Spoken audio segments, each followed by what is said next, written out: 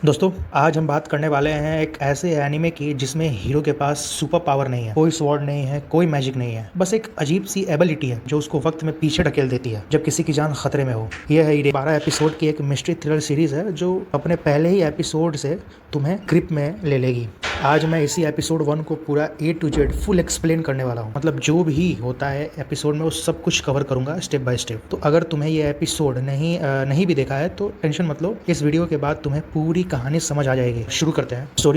Story का hero है Satoru फुजिनुमा, 29 साल का एक मांगा आर्टिस्ट। उसके मांगा हिट्स नहीं हो रहा है, एडिटर उसे बार बार रिजेक्ट कर रहा है। गुजारा चलाने के लिए वो पार्ट टाइम पिज्जा डिलीवरी करता है, लेकिन सातोरू में एक राज है, उसमें एक पावर है जिसे वो रिवाइवल कहता है। जब भी उसके आसपास कोई बड़ा एक्सीडेंट होने वाला होता है, जैसे कोई मर रहा हो, टाइम थोड़ा सा रिवाइव हो जाता है, चंद सेकंड से लेकर कुछ मिनट तक, और सातोरू को वो मोमेंट दोबारा जीना पड़ता है तब तक जब तक वो उस ट्रेजेडी को रोक न दे। और इसमें एक गौर करने वाली बात ये भी है कि ये पावर उसके कंट्रोल में नहीं है, ये खुद एक्टिवेट होती है उसकी मर्जी से नहीं। तो सातोरू कोई हीरो नहीं है जो पावर को एंजॉय कर सकता हो, वो एक मजबूर इंसान है जो बार बार फोर्स किया जाता हो किसी न किसी को बचाने के लिए। एपिसोड की शुरुआत होती है, सातोरू अपनी पिज्जा डिलीवरी बाइक पर जा रहा होता है और तो उसी टाइम सडनली रिवाइवल ट्रिगर हो जाता है। टाइम रिवाइड होने लगता है और सातोरू तुरंत समझ जाता है कि कहीं आसपास कोई एक्सीडेंट होने वाला है। वो देखता है कि एक छोटा सा बच्चा रोड क्रॉस कर रहा है और एक ट्रक उसकी तरफ काफी तेजी से आगे बढ़ रहा है। सातोरू बिना सोचे समझे दौड़ता है और उस बच्चे को बचा लेता है, लेकिन खुद ट्रक की चपेट में आ जाता है। ये सीन डायरेक्टर ने बहुत स्मार्टली यूज किया है कि सातोरू की एबिलिटी कैसे ट्रिगर होती है। वो खुद की जान की परवाह किए बिना दूसरों की जान बचाता है, और ये भी इस पावर का सातोरू की अपनी बॉडी पर फिजिकल कॉस्ट पड़ता है। सातोरू हॉस्पिटल में होता है और यही हम जानते हैं कि ये पहली बार नहीं है, वो पहले भी कई बार रिवाइवल एक्सपीरियंस कर चुका है छोटी बड़ी सिचुएशंस में। रिकवर करने के बाद हम देखते हैं कि सातोरू की नॉर्मल लाइफ, उसके पिज्जा डिलीवरी जॉब जो उसकी काम करती है, क्यूरियस नेचर की है और सातोरू की और ये लोनली नेचर को नोटिस कर लेती है। यहाँ शो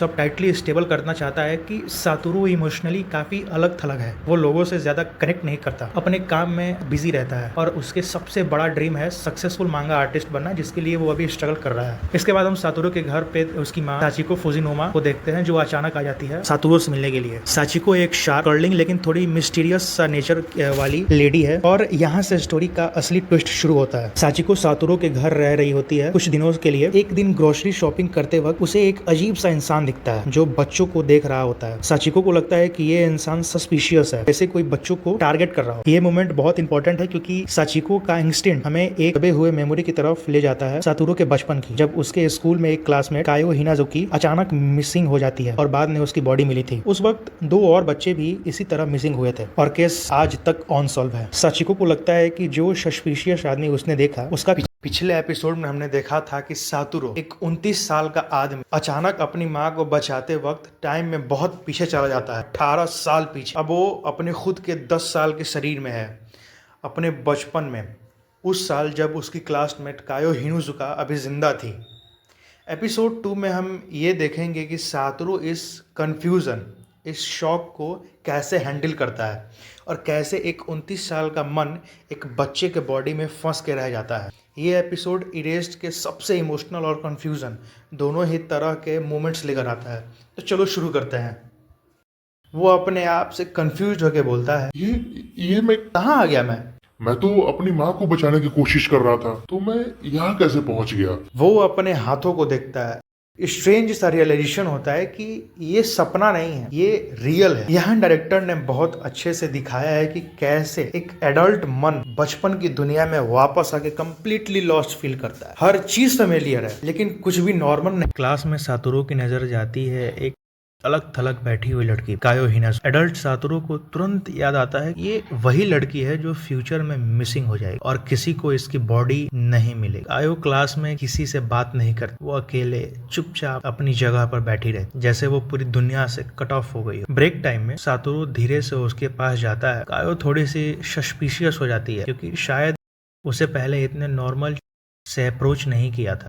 मुझसे बात क्यों कर रहे हो? बस ऐसे ही, तुम अकेले बैठी थी। ये छोटा सा एक्सचेंज बहुत पावरफुल। सातोरू इस बार कायो को जज नहीं करता जैसे बाकी बच्चे करते हैं, वो एक मैच्योर केयरिंग नजरिए से देखता है उसे, क्योंकि उसे पता है कि फ्यूचर में इसके साथ क्या होने वाला है। दिन गुजरते हैं, सातोरू समझने की कोशिश करता रहता है कि ये रिवाइवल उसे इस स्पेसिफिक वक्त में क्यों लाया है। वो रात को अकेले अपने कमरे में सोचता है, अगर मेरी एबिलिटी मुझे हमेशा से किसी को बचाने के लिए ले जाती है तो इसका मतलब है वो बहुत बड़े ट्रेजेडी होने वाला है और शायद वो कायो से जुड़ा हो सकता है। यहाँ शो बहुत केयरफुली बिल्ड कर रहा है कि सातोरू का गोल क्या है, सिर्फ अपने आप को वापस भेजना नहीं बल्कि कुछ ऐसा रोकना जो ऑलरेडी हिस्ट्री हो चुका है उसकी असली टाइमलाइन में। ये मोमेंट मुझे पर्सनली बहुत टचिंग लगा क्योंकि यहाँ सातोरू जो अपनी असली जिंदगी में खुद एक लोनली स्ट्रगलिंग इंसान था, अचानक खुद को एक पर्पस देता है किसी और को बचाने जो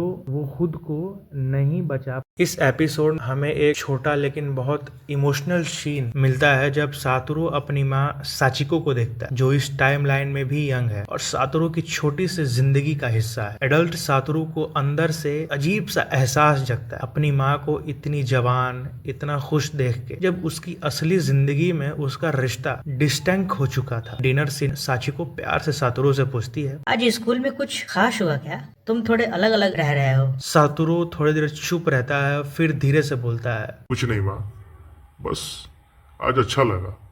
ये लाइन सिंपल लगी लेकिन इसके पीछे इतनी डेप्थ है। वो अपनी माँ के साथ एक पल को वैल्यू कर रहा है जो शायद उसकी असली जिंदगी में उसे कभी मिली नहीं थी। विवोस को यहाँ पहली बार समझ आता है कि इरेज सिर्फ एक मिस्ट्री थ्रिलर सीरीज नहीं है, ये एक deeply personal family driven emotional story भी है।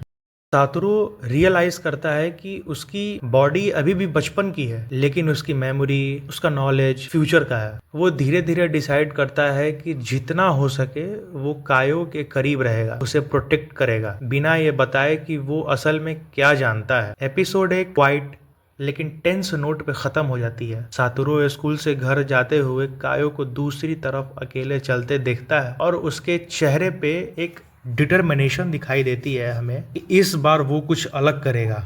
अब इस एपिसोड में हुआ क्या, थोड़ा इसे ब्रेक डाउन कर लेते हैं हम। ये एपिसोड मुझे बहुत ज़्यादा पसंद आया क्योंकि यहाँ शो ने दिखाया है कि टाइम ट्रेवल सिर्फ एक एक्शन या थ्रिल के लिए नहीं है, ये एक इमोशनल टूल है जो सातोरू को दूसरा चांस देता है अपने रिलेशनशिप को दिखाने का, समझाने का। कायो के साथ उसका पहला कॉन्वर्सेशन और अपनी माँ के साथ वो छोटा सा डिनर सीन, दोनों ही मोमेंट बहुत सिंपल है, उनमें इतनी वार्मथ है कि देखने वाले खुद इमोशनली इन्वेस्ट हो जाते हैं। तो ये था इरेज्ड एपिसोड 2 का फुल ब्रेकडाउन। सातोरू का कंफ्यूजन, कायो का उससे पहला बातचीत और अपनी माँ के साथ एक इमोशनल पल जो उसे अपनी पर्पस समझाने में बहुत हेल्प करता है। अगर वीडियो पसंद आए तो लाइक करें, सब्सक्राइब करें। हम देखेंगे कि सातोरू कायो को कैसे और क्लोज से प्रोटेक्ट करने की कोशिश कर